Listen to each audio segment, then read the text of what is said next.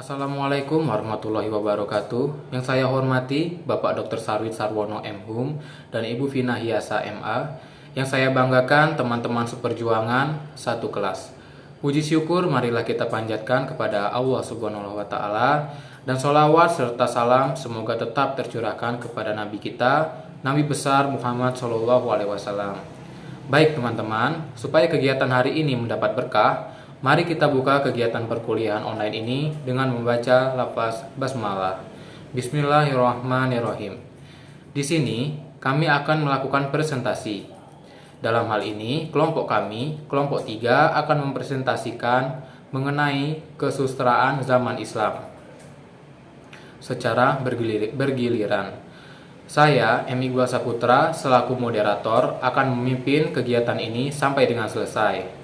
Adapun kelompok saya terdiri dari Argana Reswari, Randi Junianto, dan Eti Julia. Mereka akan menyampaikan materi yang menjadi topik presentasi hari ini. Kepada anggota, saya persilahkan. Assalamualaikum warahmatullahi wabarakatuh. Perkenalkan, nama saya Argana Reswari dengan NPM A1A021007 dari kelompok 3. Kali ini saya akan menjelaskan materi yang berjudul tentang kesusastraan zaman Islam. Perkembangan agama Islam yang pesat di Nusantara sebenarnya bertalian dengan perkembangan Islam di dunia. Pada tahun 1196, Gujarat ditaklukkan Islam. Ini berarti orang-orang Gujarat yang banyak datang berdagang di daerah ini tidak lagi terdiri dari orang Hindu saja, melainkan orang-orang Islam yang mungkin berbangsa lain. Pada tahun 1258, Baghdad jatuh ke tangan orang Mongol, dan karena itu perdagangan darat juga berhenti. Orang-orang Islam mulai berlayar lagi di negeri-negeri yang jauh di timur. Kedua faktor ini menyebabkan Islam berkembang dengan pesat di Nusantara sejak abad ke-13. Selanjutnya ada teori-teori penyebaran Islam di Nusantara. Yang pertama yaitu teori perdagangan. Agama Islam disebarkan oleh pedagang-pedagang Islam yang datang berniaga di Nusantara. Yang kedua yaitu adalah teori mubalik. Agama Islam disebarkan oleh mubalik dari India. Yang ketiga yaitu adalah teori tasawuf. Agama Islam disebarkan oleh kaum tasawuf atau sufi. Yang keempat yaitu adalah teori politik. Raja-raja memeluk agama Islam untuk mendapat sokongan dari kaum pedagang Islam. Rakyatnya kemudian turut masuk Islam. Yang kelima yaitu adalah teori anti-Nasrani. Penyebaran Islam adalah akibat dari kedatangan orang-orang Portugis di Nusantara. Yang keenam yaitu adalah teori keunggulan agama Islam. Islam mengajarkan kesamarataan dan persaudaraan antara sesama penganutnya. Ini menarik sekali jika dibandingkan dengan agama Hindu yang membeda-bedakan kasta. Selain itu, sastra Melayu zaman Islam juga memiliki ciri-ciri.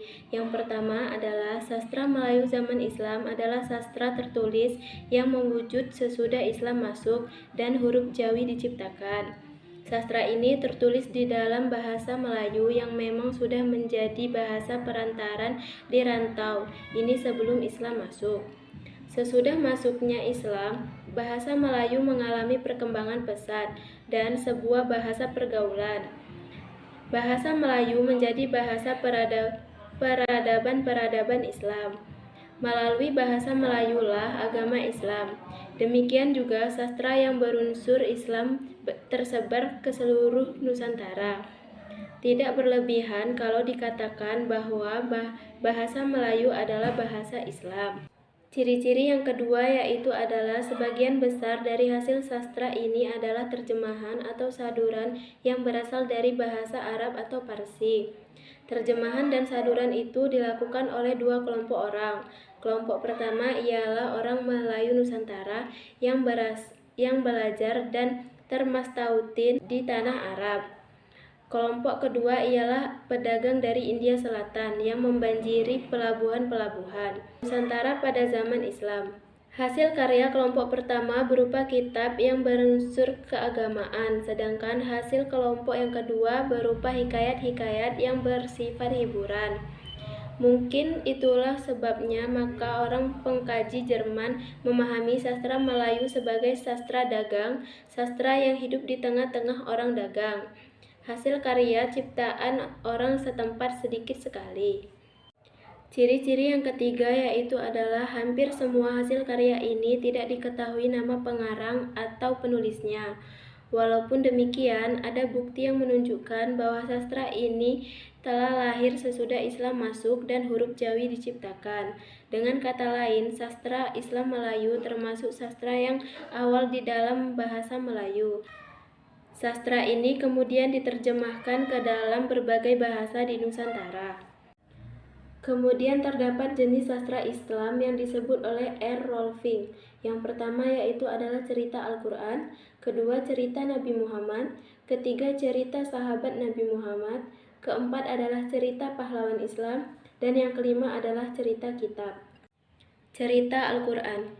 Cerita Al-Quran adalah cerita yang mengisahkan cerita nabi-nabi atau tokoh-tokoh yang namanya disebut dalam Al-Quran. Pada abad pertama tahun Hijriyah sudah ada disebut-sebut suatu jawatan gas, yaitu pencerita yang mendaraskan Al-Quran serta menafsirkan maknanya di masjid-masjid di seluruh kerajaan Islam. Keadaan yang demikian berlaku berabad-abad lamanya. Baru pada abad keempat tahun Hijriyah, cerita nabi-nabi itu dikumpulkan di dalam sebuah kitab, dan orang yang mengumpulkannya adalah seorang ahli tafsir yang terkenal, ialah Al-Talabi atau nama sebenarnya Abu Ishaq Ahmad Ibn Talabi. Muncul cerita-cerita tentang para nabi di dalam bahasa Parsi di Iran dan bahasa-bahasa lain di Asia Tengah. Cerita Al-Quran adalah cerita yang didaktis, yaitu yang bersifat memberi pelajaran. Ia adalah pelajaran bagi orang yang mempunyai pikiran dan suatu petunjuk dan rahmat bagi kaum yang beriman. Assalamualaikum warahmatullahi wabarakatuh. Perkenalkan, nama saya Randi Junianto dengan NPM A1A021028 dari kelompok 3. Di sini ada macam-macam kisah dalam Al-Quran. Yang pertama Adam, 2 Sis, 3 Idris, 4 Nuh, 5 Hud, 6 Soleh, 7 Ibrahim, 8 Ishak, 9 Yakub dan Yusuf, 10 Musa, 11 Ayub, 12 Yunus, 13 Ilyas, 14 Daud, 15 Sulaiman, 16 Armia dan Aziz, 17 Zakaria dan Yahya, 18 Maryam dan Nabi Isa. Adapun kisah yang akan saya jelaskan pada kesempatan ini yaitu kisah Nabi Saleh. Nabi Saleh diutus ke dunia untuk menunjukkan jalan yang benar kepada kaumnya dan menyuruh mereka jangan menyembah Tuhan yang lain dari Allah. Kaumnya meminta tanda mukjizat dari Nabi Saleh. Pada suatu hari, segala kaumnya berhimpun di padang, dan di tengah padang itu ada batu yang terlalu besar tingginya.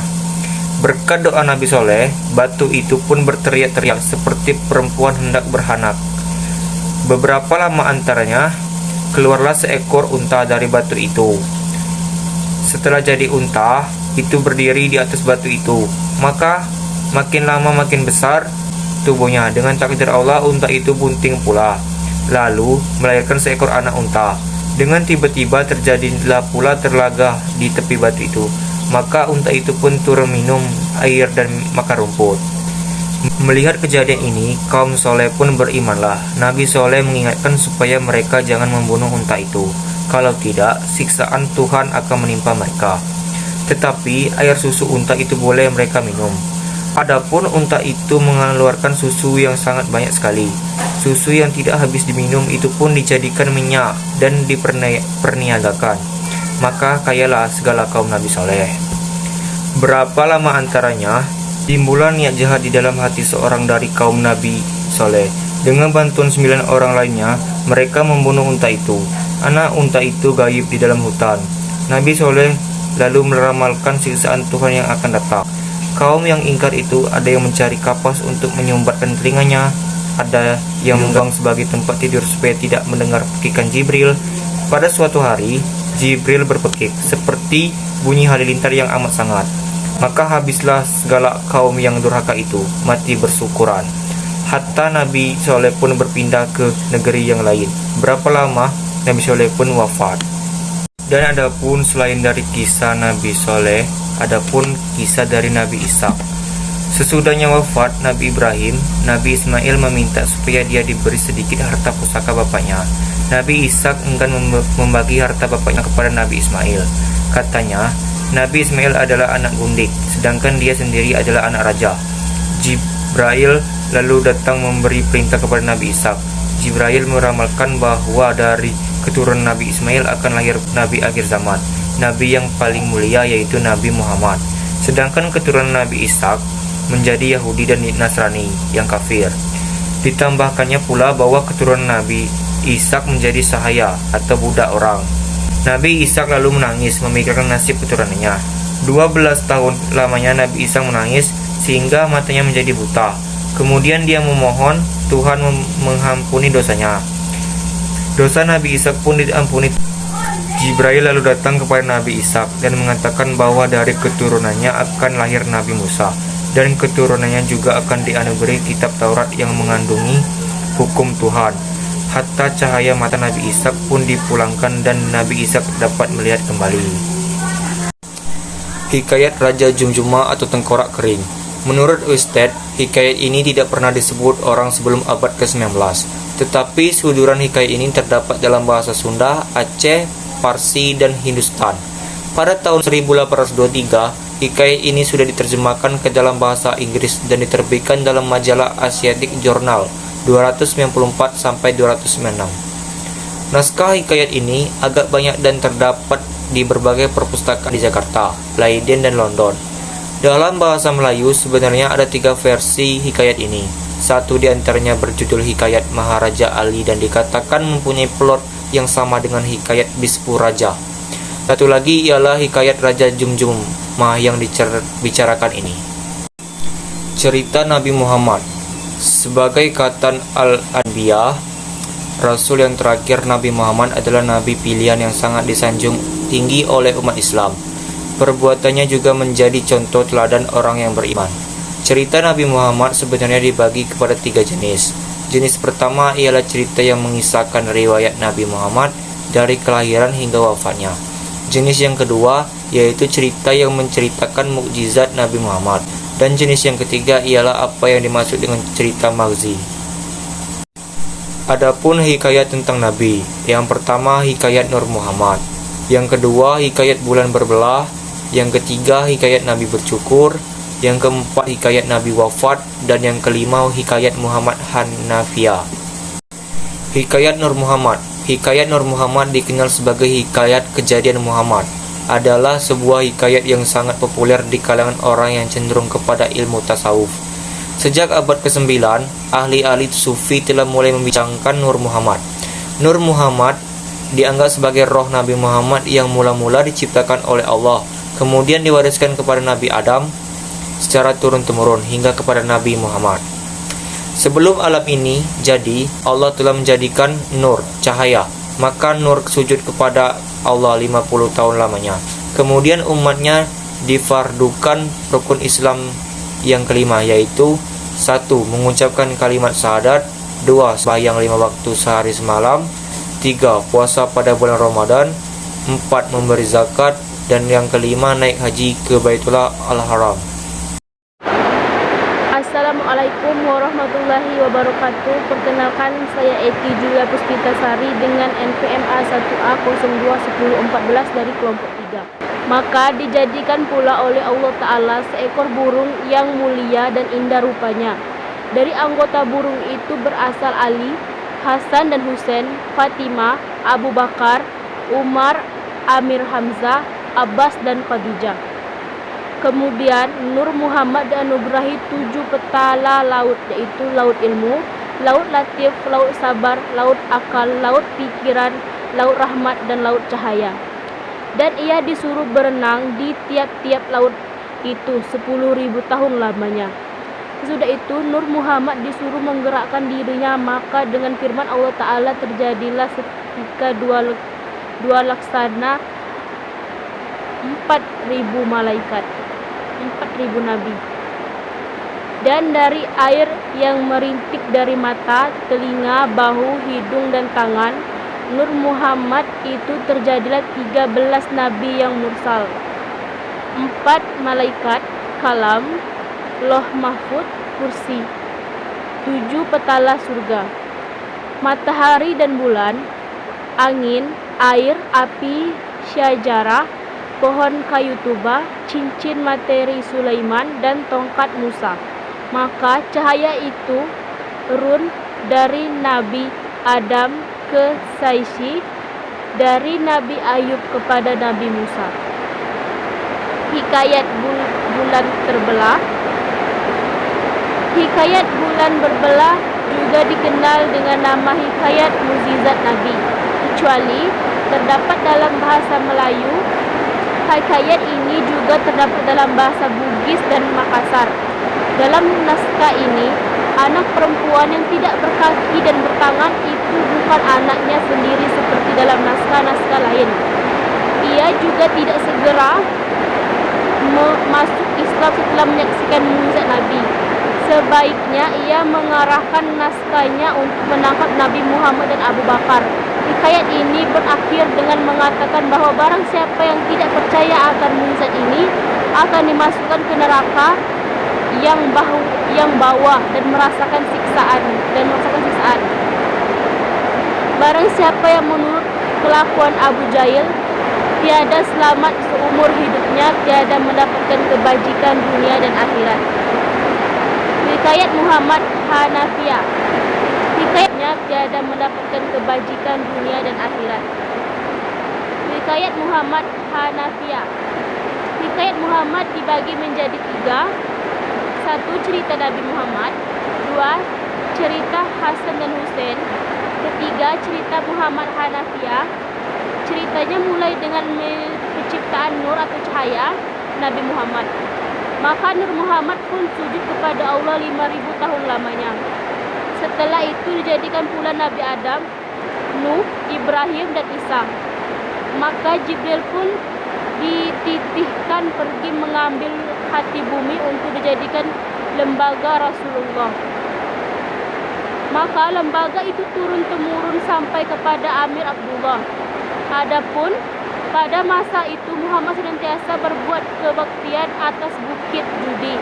Maka datanglah usia Muhammad 40 tahun. Sekali peristiwa, Jibril membawa wahyu kepada Muhammad serta mengajarkan Muhammad membaca Asyhadu alla ilaha illallah wa asyhadu anna Muhammadar Rasulullah. Hikayat Nabi wafat. Hikayat Nabi wafat atau hikayat terkala Nabi pulang ke rahmatullah menurut Van Rokel adalah sebuah tiruan wafat name dalam bahasa Farsi yang banyak bilangannya.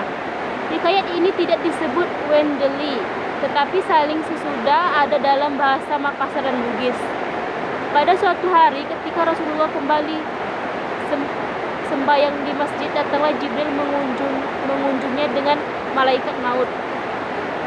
Rasulullah menangis bila mendengar malaikat maut akan mengambil nyawanya. Rasulullah menangis itu bukanlah kasihan dunia ini atau takut bercerai dengan keluarganya. Sebab Rasulullah menangis ialah takut ke peninggalannya umat tiada akan membawa iman dan agama Islam. Malaikat Mikail datang pulang dan meminta Rasulullah membaca sebuah ayat dan berbunyi Inna lillahi wa inna ilaihi raji'un. Setelah itu Jibril, Mikail dan malaikat maut pun kembali ke hadirat Allah Ta'ala. Hikayat Nabi bercukur. Hikayat ini mulai dengan mengatakan bahwa barang siapa yang membaca ayat ini dari permulaan sampai sesudahnya, niscaya diampuni oleh Allah segala dosanya sampai pada segala waktu. Hikayat ini berakhir dengan firman Allah yang menyebut pahala yang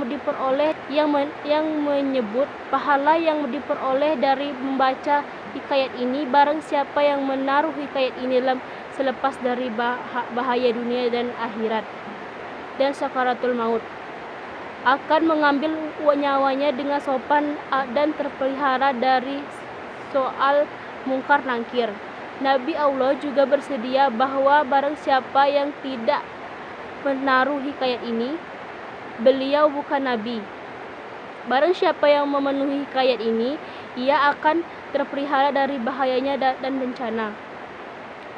Orang dengki tiada sampai, pencuri tiada masuk ke rumahnya. Barang kemana pergi beroleh selamat. Jika berperang beroleh kemenangan, dan segala senjata tidak dapat mengenai daripada hikayat tersebut. Kepada yang terhormat Bapak Dr. Sarwit Sarwono M.Hum dan Ibu Finahiasa MA serta teman-teman yang berbahagia, demikianlah kegiatan perkuliahan kita hari ini. Maaf sebelumnya jika terdapat kesalahan atau kata-kata yang kurang berkenan. Itu bukanlah kesengajaan dari kami, melainkan kelalaian kami. Saya selaku moderator meminta maaf atas segala kesalahan, dan kepada Allah Subhanahu wa taala marilah sama-sama kita mohon ampun. Marilah kita tutup acara ini dengan sama-sama mengucapkan lafaz hamdalah. Alhamdulillahirabbil alamin. Sekian dari saya akhiri. Wassalamualaikum warahmatullahi wabarakatuh.